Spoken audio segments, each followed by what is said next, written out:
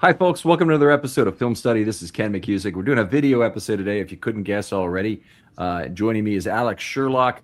You may know him from Twitter as at Shirley Tebow. That's SHERLY_Tebow, like Tim Tebow. He has a visual look at the Ravens' potential playoff scenarios. Alex, thanks for joining us today. Yeah, of course. Thank you for having me. Great stuff. I saw this right away. I said that Ravens fans need to see this thing to understand the way this is logically laid out.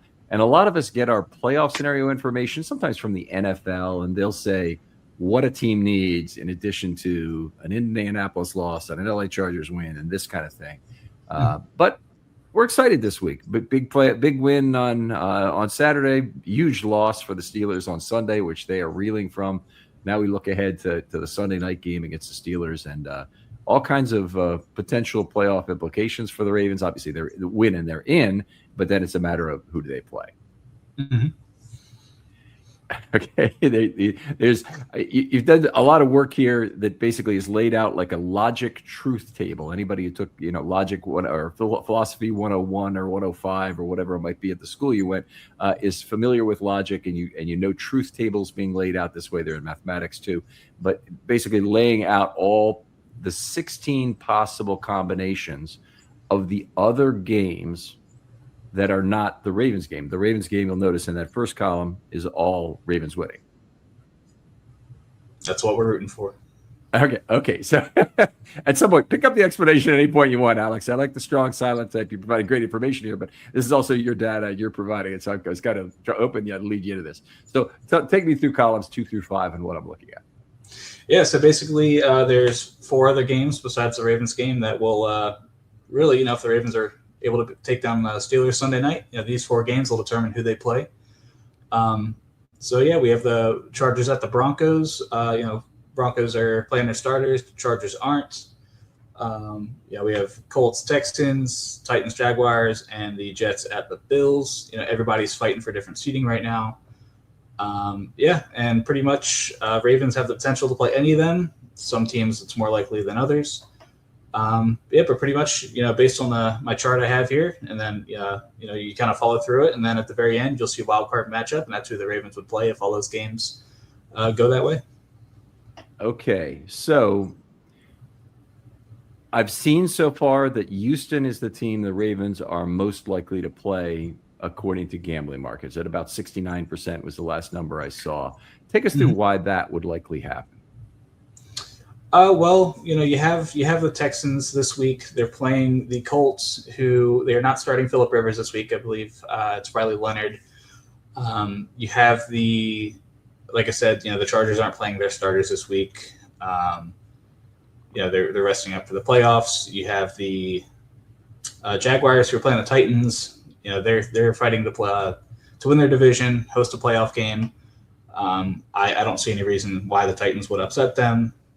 And then same with the Bills and the Jets. Bills were eliminated from winning the AFC East last week, but I believe I don't think they've announced that they're not playing starters at this point. So I would assume that should be a win for the Bills. So I think that's kind of where the betting market is looking right now. So if all those fall out with the favorites, it would be the Houston Texans going to Baltimore next week. Okay, that's important to know. And the Bills, I would think, would be playing for seeding, even if they're not playing for a division title. So the difference between a 5, 6, and a 7 seed could still be pretty important. Mm-hmm. Yeah, for sure. And with the Texans, Chargers, and Bills, they can finish in any of those 5, 6, 7 spots, and then the Texans, they can even move up to 3, and they have the Jaguars drop down to 5, 6, or 7 as well. So there's a lot of moving that can happen between now and the end of Sunday. I'm excited to see it all play out. Okay. So what's the most important game for the Ravens in terms of, I'm assuming the Houston is the favorite the way you've laid it out already. If the favorites all win, Houston is it. What's the most important game to break out of Houston playing the Ravens? I assume it'll be Houston and Indianapolis at Houston, right? To have that game flip. Yes. Maybe a lot less likely, but tell us what happens in the case that game gets flipped. Yeah, well, the one advantage that Houston has is they have the head-to-head tiebreaker over the Chargers and the Buffalo Bills. So in any scenario where it's just them and both of them or them one-on-one, they're taking out that team. So yeah, really, the only way that they wouldn't be playing Baltimore is they fall to the Colts, then they would have to hope that the Bills or Chargers win their games. I would say it's pretty unlikely that the Chargers win theirs, just because they're not playing starters. If the Texans can win their game, then we would want to see the Titans upset the Jaguars. It's possible. I just don't see it happening. But in that case, all of a sudden, Texans are up in a 3 seed. Jaguars would fall down, and depending on the tiebreakers there, we could see the Jacksonville Jaguars going to Baltimore. But yeah, I would agree with you. Texans Colts would be the biggest game. Okay, so if Indianapolis does beat Houston. No, some of the other way, if Houston wins and Tennessee beats the Jaguars, then the Jacks will fall into the 5 seed and would be coming to Baltimore. That's a significant possibility, or it's a possibility. And if either way, there's 2 places on this chart where that happens. Actually, there's 4, because there's also lines 5, 8, 12, and 16, right? Are all Jack's loss? Or no, I've got it wrong here. Line 5 is 1, and line 1, 5, 9, and 13 all have Jacks losing that game to Tennessee. But in one of those, they end up with the Chargers as the 5 seed because the Chargers win their game. And in the second one, they end up with Jacksonville. And the third one, they end up with Houston anyway, because Houston also loses to Indianapolis. And in the fourth one, they end up with Jacksonville at home. Okay, so they've got multiple ways, multiple paths they could get to a Jacksonville game in Baltimore. And those also included a Chargers and a Houston game in Baltimore. Now, I did have to ask you about this because it's so cool. The strength of victory would come into play in one of these scenarios. And by the way, that's the 5th thing down after number 6. Number 6. Tell us what strength of victory is for starters. So strength of victory, that's the basically the winning percentage of every team that you have beaten this season. So every team say for the Ravens, everyone that they've beaten this year, their winning percentage, whatever that is, that's the strength of victory. So it's just kind of the average between everyone. That scenario it's very messy. I will say it's more likely than not that the Jaguars would win that strength of victory scenario. That's because they already have it's a 0.005. Yeah, I have it at the bottom here. It's a 0.005% lead over the LA Chargers. There are 7 or 8 games, mostly NFC games, that would actually affect the strength of victory value. I have them listed out here, but it would take a lot to flip that. Okay, I'm actually a little bit surprised because I looked at 0.005 and I thought that might be 1 game difference in terms of the season. But maybe is there a tie involved for either team? Because I know there was 1 tie. So if those 2 teams are in the divisions that these guys played in the NFC, then you'd end up with at least something that couldn't end up exactly tied. Yeah. Let me see here. The tie was the Packers and Cowboys.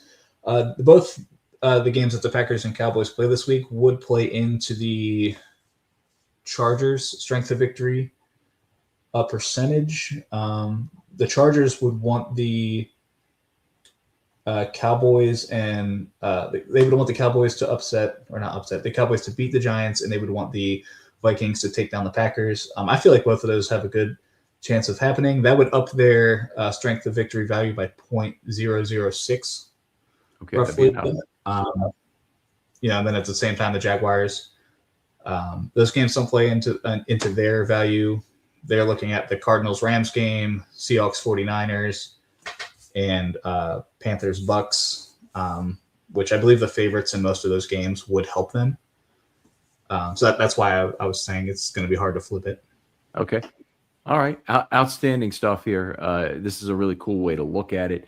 I made a point on this show that when you're doing any kind of analysis, it's always really nice when you do universal analysis. You look at every potential outcome and look at this kind of thing. And I appreciate you clarifying it in chart form, but it does two things for the viewer. It not only does it give the information under each possible scenario, which you can't do any better than that. It confirms to them mentally that you've checked every potential outcome. Mm-hmm. Now, you did mention it could fall to strength of schedule. I guess that would have to be in a tie in number 6, where there was a strength of victory tie. That's the only way that could happen, right? Yeah, and honestly, there's no guarantee that it can fall to that scenario. It would definitely have to involve a tie if it was there. I don't think it is there. But the Jaguars do have a pretty significant, I think it's like 0.03% lead, which, I mean, that is pretty significant. So, or the Jaguars have that lead. So yeah, I think it would be hard to flip that to the Chargers anyway. Okay. All right. So very interesting stuff. I think Ravens fans might well be hoping that they don't get Stroud in that Houston defense. What's your own hope for the Ravens in terms of who they get to play, if they're in? Yeah, if they make it in, I definitely would not want to play that Texans defense either. They had a field day against the Ravens earlier this season. Granted, that was the game where they started Cooper Rush. I would trust Lamar or Huntley if it was to come to that. To put up to give us a better chance against the Houston Texans. But out of the 4 teams that the Ravens could play, I would say the Texans are probably my least preferred team to play. Yeah, that's where I am as well. I probably prefer them playing the Chargers above the other teams. Would be fine if they played Jacksonville. And frankly, I'd love to give a little punch in the mouth to the Buffalo team here in Baltimore after having to play a couple playoff games there over the last few years. Yeah, I mean, I felt like they've always played the Bills well. I think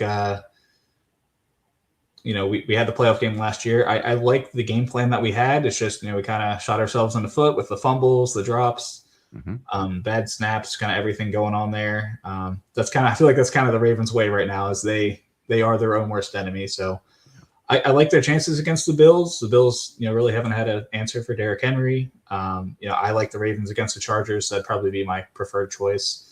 I also like them against the Jags as well. So really anyone but the Texans would be my preference. All right. Well, the Ravens have faced that Texans team in the playoffs in the 2011 divisional round, and they faced them in the 23 divisional round as well, right? That got them to the AFC Championship.